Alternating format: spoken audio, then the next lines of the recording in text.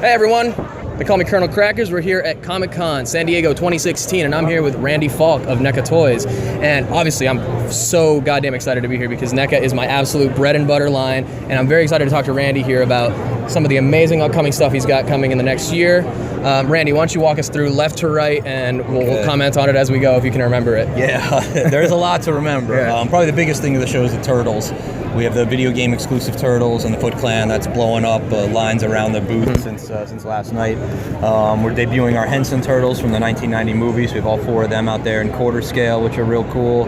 And those will all be staggered release, not at the same time? Yeah, about every 3 months, like roughly every quarter there'll be a new one. So Donnie's up first, I think Raphael's up next. That's good, so you can give collectors some time to get their money back. Yeah, you got a budget and plan. We don't want to kill anybody's wallets. And you're not Hasbro. Plan ahead. No, it was like 3 Marvel Legends series just dropped at once or something. Oh, I feel the pain. I buy that stuff too. So. I've been collecting Legends since 2000, so for me it's just an obligation to get them. Yeah, especially the Build-A-Figures. They've been doing some cool stuff, but they drop like 3 waves in one shot. It's like, you know, what's too much. 480 or something, you know? Yeah, it allows me to pick and choose a little bit. Stop the recording so you want to just keep going. Yeah, I'll just keep doing audio. Okay. Next up, let's talk about your quarter scale stuff, because I recently just started collecting that stuff. My first one was the Midas Iron Man, and that put me over the hump. I'm like, yeah, these are great figures, great value.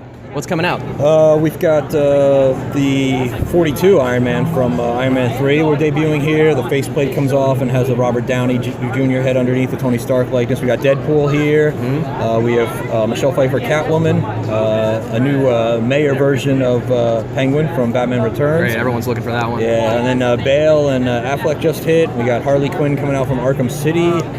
We have the Hulk from Avengers Age of Ultron. It's 2 feet tall. And that's the final right there with the pants and everything? Yep. Cool, yeah, it looks much better than the prototype you guys showed last year. It's been a long time coming, but the thing's massive, literally like 2 feet tall, real spandex shorts, interchangeable hands. Stretchy pants. It's real cool. Quarter scale Turtles we talked about. We got quarter scale Aliens Warrior, quarter scale prototype Alien from 79, the translucent one. We have a new quarter scale City Hunter Predator, has light up mask, light up gauntlet, the pop up thing on the gauntlet, and we did a magnetic net launcher that can come off the leg and go into a new interchangeable hand, so you can hold the net launcher. Which is badass. Cool. Yeah, it's pretty cool. Then from Predator we got Series 15 on display here, Series 16, which is a Kenner line, which hits about September. Showing a couple from Series 17 with the Elder from AVP and Youngblood from AVP. We have Ultimate editions of the City Hunter and Jungle Hunter coming out. Super excited for that. Scarface coming out from Concrete Jungle, which is a fan favorite. People have been waiting for that for a long time. Definitely. So a lot of good stuff going on there. A Creature Pack with a skinned flayed victim and skulls, and Plasma Blast for the cannons, which is cool. Trophy skulls. Now, a quick question, actually, my cameraman here brought it up. Does the blue effect that's supposed to go on the Jungle Hunter, will that fit on the AVP ones? It will fit on some of them, yeah. It's a rounder one, so it doesn't fit on every one. It fits perfectly on all the P1 cannons. Right. It'll fit on AVP with a little modification or some fun tack will hold it on, no problem. So it'll work. And then the flatter one is definitely like a City Hunter, P2 type effect dedicated for them. Which is cool to get those into the line. They look pretty neat. Yeah, definitely. I'm glad you guys are doing the accessory packs, because I remember a couple years ago somebody asked you on Twitter if that was a possibility, and it didn't look like it was, but the fact that we are now is just great. With the lines that have been as strong as Alien and Predator, it was like a good time to try it, and the creature pack from Aliens exceeded expectations. The stasis chambers with the facehuggers inside. 3 of them myself. Nice. That's kind of proven like, hey, this can work with the lines that are doing really well, because so many fans are going deep into their collections, or building dioramas, or building scenes, and they want more. So we're doing the pillars from EVP, which is a different type of thing. So we'll see how that goes. I'm working on more Alien accessory sets next year. We got one from Alien 3. We're working on a whole bunch of stuff like that. Cool. And as far as the pillars, is that going to be like a store exclusive, or would that be more of a wide release thing? It's a wide release. I don't know if it'll go to Toys R Us. It might not work for that customer. It's also a little bit more expensive, but it's definitely going to go to all the mom and pops, the comic shops, the big bads, the Entertainment Earth, the Amazons, all that. And we'll see how that goes. It's a cool piece that we had made for our dioramas, and people wanted it.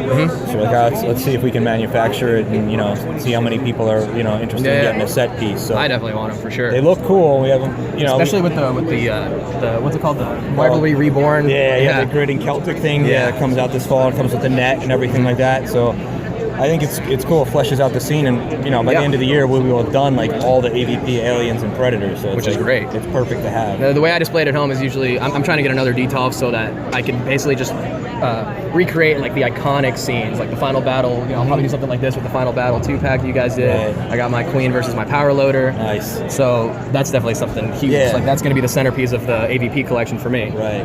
Yeah, I mean, it's awesome now to look back and see, like, from Aliens, like everything. We got the eggs, the Power Loader, Ripley, now at the show, Newt, Bishop, Vasquez, Hicks, Hudson, like... And people are still like, where's Burke? Yeah. Like, come on, be happy with what we've got, Exactly. I mean, I think it's cool that people always want more, don't get me wrong, but they got to reflect and look at, like, holy crap, in the last couple years, something... that we never thought would exist, and they waited literally 30 years for it. Now, like, you have the collection. Like, anything you could want from 86 Aliens, it's there. And of course, all the heavy hitters, the biggest gets we have. You have Ripley, you have Vasquez, you have Hicks, you have Hudson. It's awesome, Now we're doing the same thing with A3. We're doing Resurrection next year. I don't like A3 either. Every movie has their fans. Of course. I'm a purist. I like A1 and A2. The rest of them I'm all good on, but we got to cover them all, And we got Covenant coming, so I can't say anything about it, but we are working on it. Yeah, I'm glad you guys got that license. That'll be for next summer. So I don't know if you can answer this, but would that be a way we can get some of the figures for Prometheus that were never released? Maybe even, I hope so. One maybe, because it looks like Shaw, if you read the rumors and the stuff that she, originally wasn't listed as part of it. Now she is in some capacity, so I'd certainly like to get that out of there. It would be cool to maybe do a sort of that Lost Wave and get Shaw, Vickers, and maybe Fiefeld out there. Fiefeld would be great, the Holloway I don't think is as cool, but the Monster Fiefeld and Shaw and Vickers are really nice. It would be good to get them out there. And now that Prometheus has sort of really become in the Alienverse, and it's called Alien Covenant, I'm going to try to see what we can do. Especially with Dark Horse Comics doing a lot of tie-ins with, what's it called, Fire and Blood, and now the new one, Life and Death or something. It ties in that whole thing. So I'd definitely love to see maybe some Prometheus stuff from the comic. Yeah, I mean, we're looking at it as an opportunity either to bring them back in some capacity, if not the whole thing, a Lost Wave or a Lost Figure. Even looking at doing them in our vehicle line, the Cinemachines line, doing some of that stuff.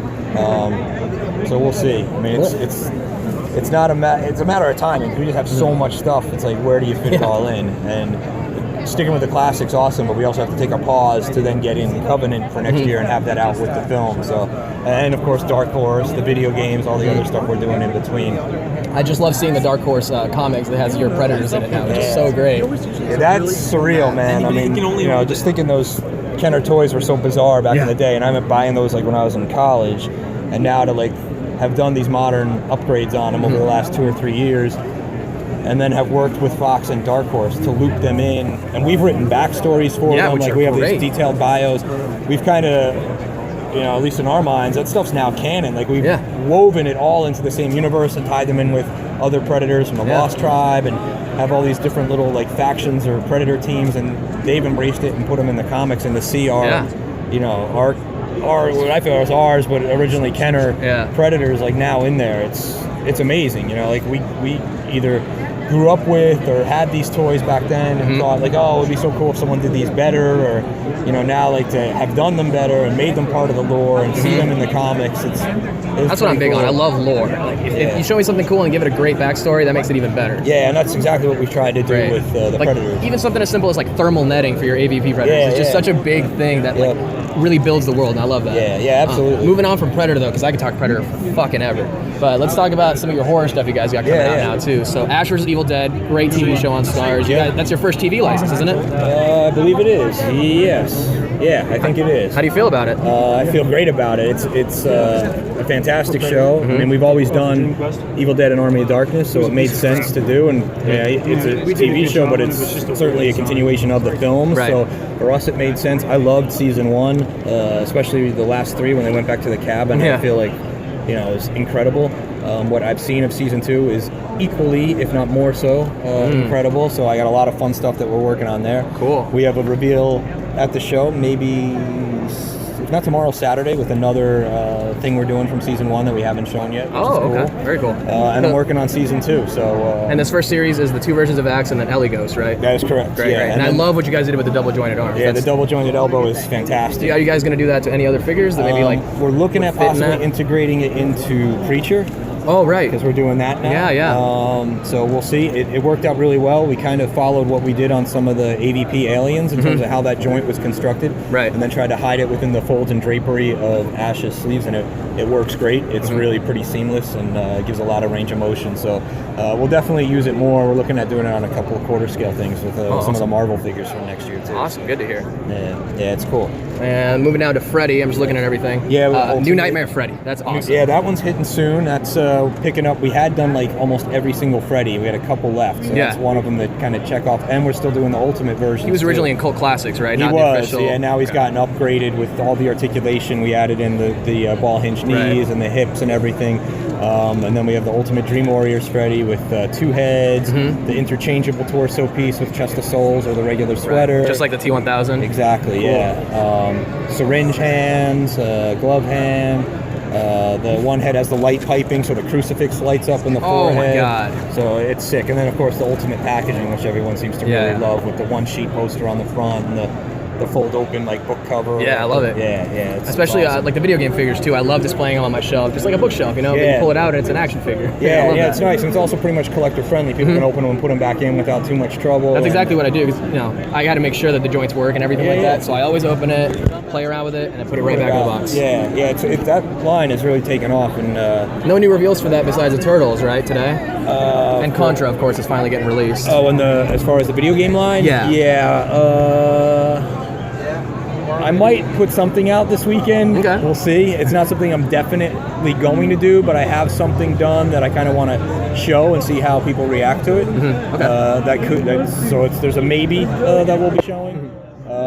Contra finally is happening. Castlevania was part of this whole Konami situation. Yeah. I mean, what can you say about the Konami situation?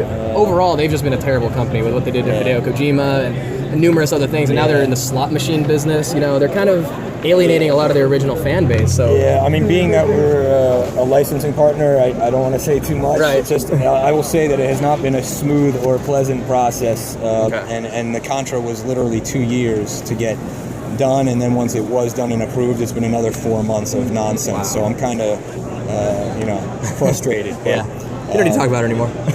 But Contra's coming out, so which is great. God bless. We're finally getting that after 30 years. I get the distinct feeling that you created the video game line just to get Contra out there at some point. That line kind of, it got created out of what happened here 3 years ago when that Jason blew up. The Jason I just thought would be fun and bizarre, and it was kind of like, man, those LJN games sucked, but everyone played them. I rented them from like Blockbuster back in the day, and we threw that Jason out here 3 years ago, and that was like the exclusive of Comic-Con 13. Yeah.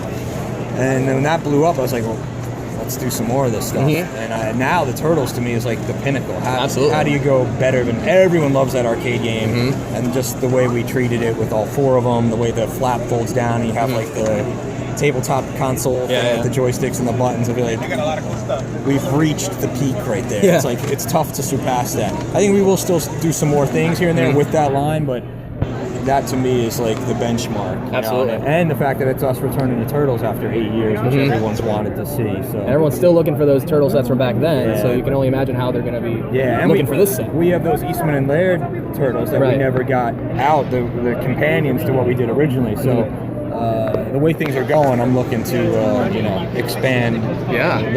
We will be doing a lot more with Turtles. Again, we're kind of narrowly defined to like con only and stuff like that, no retail. But I noticed a lot of weird licensing stuff, like the logo you have to use in the front of the box is the new logo as opposed to the classic. It's silly, but if it gets the figures out there, that's exactly it. It's exactly it. I would love to use the arcade cabinet logo and keep it 100%, but I want the new logo and the Nickelodeon thing. But it's fine. They let me do 90% of what I wanted to do, and everyone still loves it. So it's a win-win. And you're still a businessman. You got to be able to compromise and stuff. You got to get the stuff out there, and you can't just stomp your feet and say, well, I want it this way.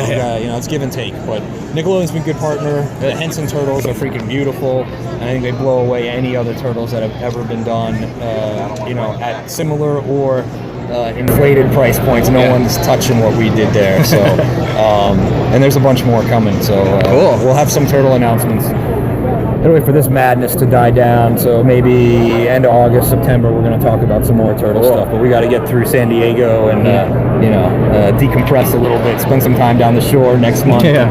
And then we'll show you some more.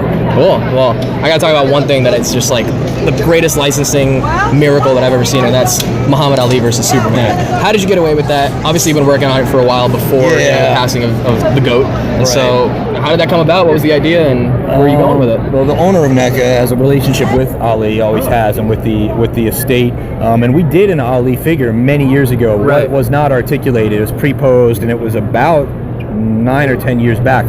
So months ago, before his health took a turn for the worse, we started working on this because I had an idea to try to get some more of the superhero stuff out there through some of these little loopholes. Which is a great idea. So I pitched DC and Warner Brothers on the mashups, like the comic versus the 2-packs. Like, we could do a Superman in our normal scale, but it has to be sold with something else. And it's a $40 item, and it's in different unique packaging, so it doesn't compete or conflict with like Mattel in the case of DC Universe, and it lets us do it.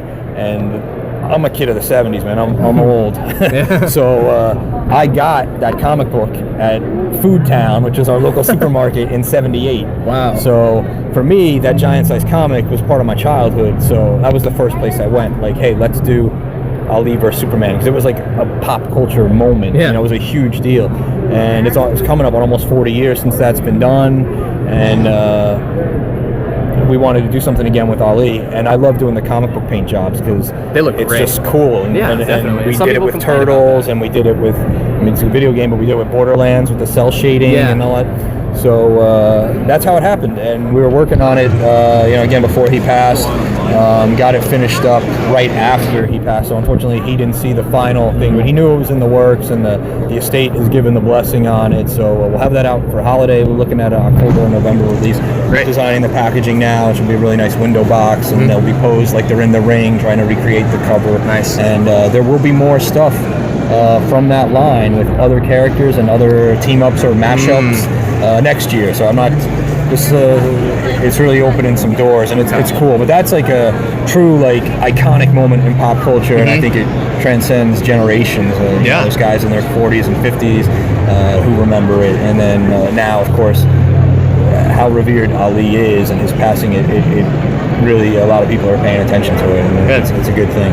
Now, you said you made an old figure 9-10 years ago. Is this the same head sculpt? No, it's a new head sculpt, and the old figure was not posable, so it's also a new body. We've taken some of the parts that we use in the Rocky line, and then some new parts to make a fully articulated, posable version of Ali, since we have a posable version of Superman. Oh, and it's important, Superman doesn't just come with the gloves. I was going to ask, He comes with his regular hands, too. So if you want to take off his boxing gloves and have like a cool, classic, comic Superman, you can do that. The Neil Adams Superman of all. Yeah, most importantly, and a fellow Jerseyan. Adams. Cool. Yeah, so Jersey represent. And Neil Adams is always at the local cons in New Jersey, and awesome. We'll be using his art on the packaging and everything, and Neil's one of the best.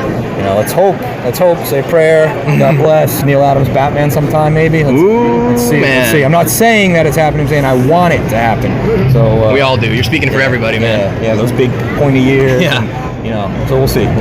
Now, the retro line is something that I got into a little bit late, but the Charlton Heston was actually my first one, because I knew you guys weren't going to make the regular Charlton Heston, and unfortunately Apes was just not where it needed to be sales-wise, even though I personally bought every single thing they had at both of my Toys R Us's. Yeah, thank you. I couldn't help. Sorry. The people who loved it bought it, and it had its fan base, but unfortunately there wasn't enough of them. I think in the case of Apes, it might just be a little too old for most of the audience, unfortunately. But it is a beautiful line. I wish it had gone further. But definitely. Someone who had like 24 Guerrilla Soldiers, 3 Generals. I made a custom Conquest Caesar. My God, I had to do it all.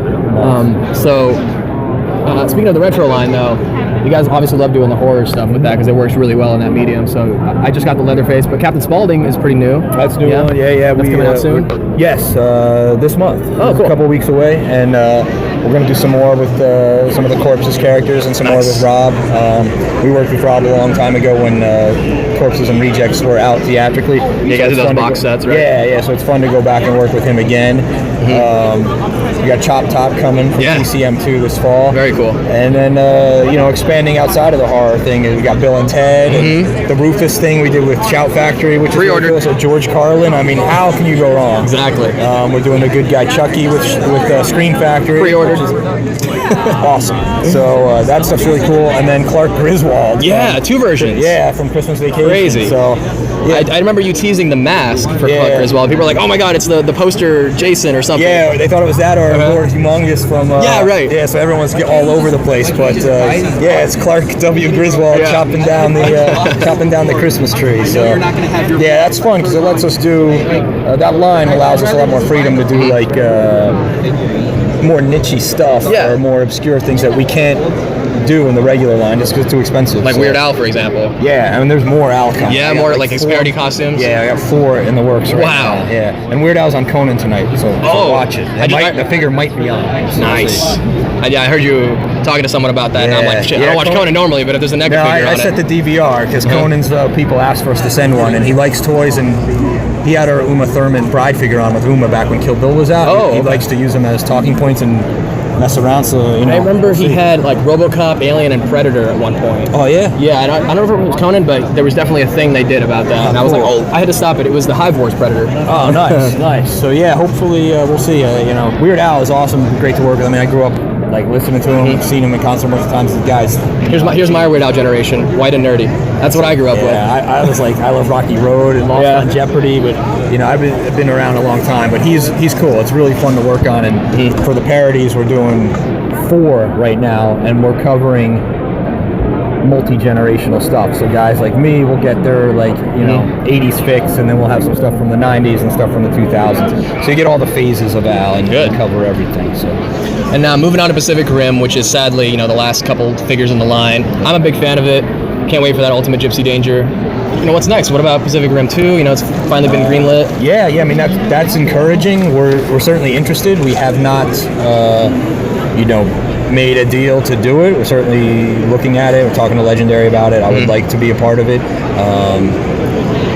I'm optimistic. The guys who are working on it did some great stuff with Daredevil, for example, on Netflix, I believe. And Guillermo's obviously a huge fan of what you guys do. So. Guillermo is awesome. If nothing else, it's the relationship we have with him from doing it. The fact that the guy who's so visionary and so talented, compliments us or says words like the toy line is exemplary, or he's so proud of how it's like, dude, that's exactly what you want to hear. It's awesome. Don't get me wrong, it's awesome when fans collect it and have it, but it's like the guy who created it and designed many of them to tell us like how much he loves the toy line. You can't ask for higher praise. And one of our sculptors, a guy by the name of Dave Silva, who did most of the kaiju in the line and helped design the articulation, and certainly in the improvements we did on all the Ultimate versions. He's couldn't be a bigger fan, so it's a testament to the work he's put into the line and how much he loves it. So I would love to do more.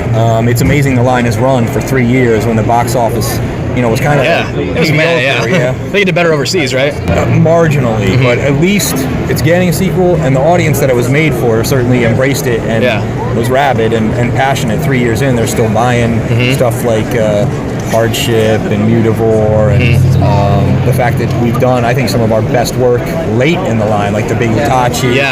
The Hardship is freaking insane. That's the last kaiju, right? It is as of now, unless something else happens. I mean, it is not like our license expires this summer, so for Pacific Rim 1, we are done, but we are looking at Pacific Rim 2 certainly as an option. As a separate license, right? Yeah, and then if so, hopefully we'll renew or extend Classic as part of it. There is stuff we have done or developed that if we are able to extend, we can get more out there. We were doing more Ultimate versions of other characters. we had more plans. We had designed stuff like Brawler Yukon. We have an Ultimate Crimson Typhoon done. So there is stuff that, if the stars align, things work out, we can expand on classic as well as new. And I'm excited to see what they do, man. It's cool. The fights and stuff are awesome. And Guillermo is, brilliant. But the guys some of the best creature designs everywhere. Dude, I love the Karloff monster. I think it's my favorite. I wish you guys would do that one. I would love to. We got it the little chibi set, but all these guys who are like, oh, Randy sucks, or Randy only makes what he wants. Karloff's my favorite, and there's no Karloff, so it's not about me.